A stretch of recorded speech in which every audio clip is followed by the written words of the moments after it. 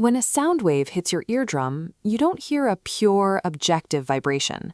By the time that exact sensory signal reaches your conscious awareness, it has already been packaged, labeled, and categorized.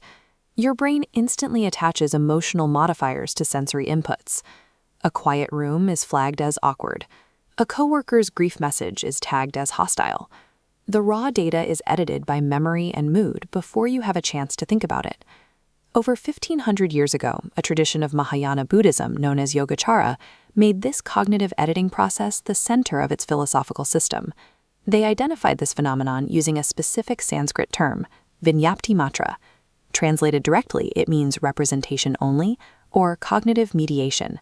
It defines the absolute boundary of human perception. We never touch raw reality. We only ever interact with our mind's representation of it. Because our reality is a heavily edited projection, addressing conscious thoughts is insufficient for true psychological liberation. To actually change the experience, we have to access the projector room and hack the subconscious edit itself. This intense focus on the mind led to a common historical misinterpretation, the idea that Yogacara claims the external, physical world does not exist. But classical Yogacara is a rigorous phenomenological critique. It examines how human sensory limits and conceptual categories structure our perception of reality. This framework was codified over a millennium ago in foundational Sanskrit treatises. These texts recognize that experience is continually constructed by latent habit patterns, vasana, operating entirely below the threshold of our conscious awareness. Yogacara provides a specific map of the cognitive bottlenecks that cause human suffering, rather than denying the existence of the universe.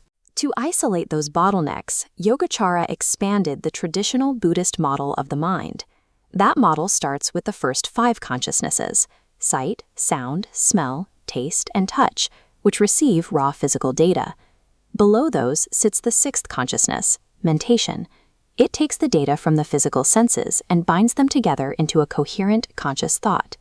Yogacara added a foundational layer at the very bottom of the psyche, the 8th consciousness, or the āśraya-parāvṛtti, the storehouse consciousness.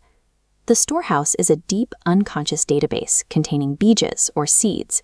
These are the latent imprints of every action, trauma, and habit you have experienced, lying dormant until outside conditions trigger them.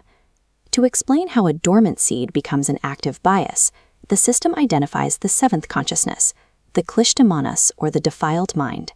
The 7th consciousness acts as a self-grasping filter. As seeds rise from the deep storehouse, this layer intercepts them and tags them as mine or threatening before they ever reach conscious awareness. Any effective contemplative technology must bypass the 6th consciousness and target these 7th and 8th layers directly to stop the automated generation of suffering. Why was this 8th level architecture was necessary when other major Buddhist traditions were already established?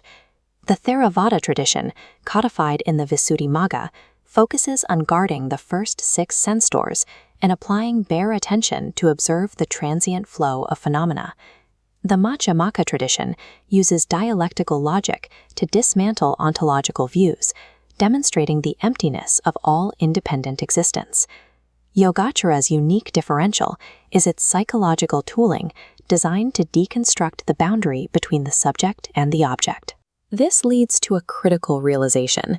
If the external object is a projection of the mind, the internal subjective observer is equally a constructed projection.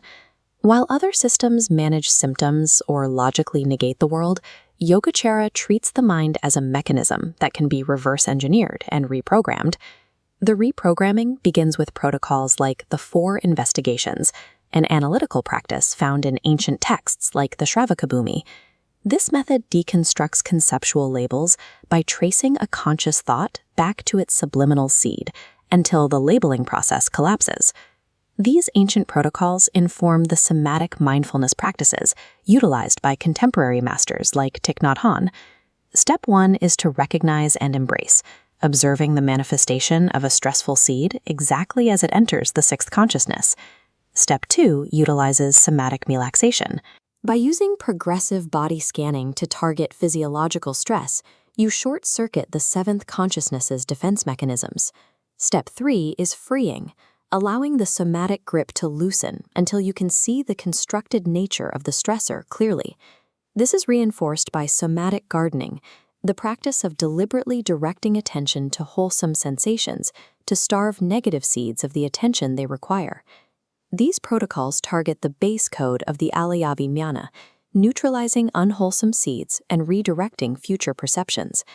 The destination of these protocols is a radical structural event called āśraya-parāvṛtti, the transformation at the base of consciousness. When the self-grasping filter of the seventh consciousness is dissolved, the eighth consciousness transforms from a turbulent pool of biased seeds into great mirror wisdom. Great mirror wisdom is the ability to perceive reality exactly as it is, without the subjective, self-defensive distortion of the ego. This mechanism powers East Asian Zen and Chan, specifically the non-thinking resting state of shikantaza. This map of consciousness is also utilized in the Himalayas, where traditions like Mahamudra and Dzogchen use it to locate the primordial nature of mind. Yogācāra serves as the operational engine beneath nearly all advanced Mahayana contemplative practices. The concept of subliminal bijas parallels modern depth psychology's understanding of the unconscious mind. The Yogācāra model also mirrors the contemporary predictive coding paradigm, the idea that the brain is a prediction engine projecting its priors onto reality. Where Western clinical psychology historically focused on verbal symptom management, Yogācāra offers a somatic technology designed to overwrite the brain's predictive algorithms.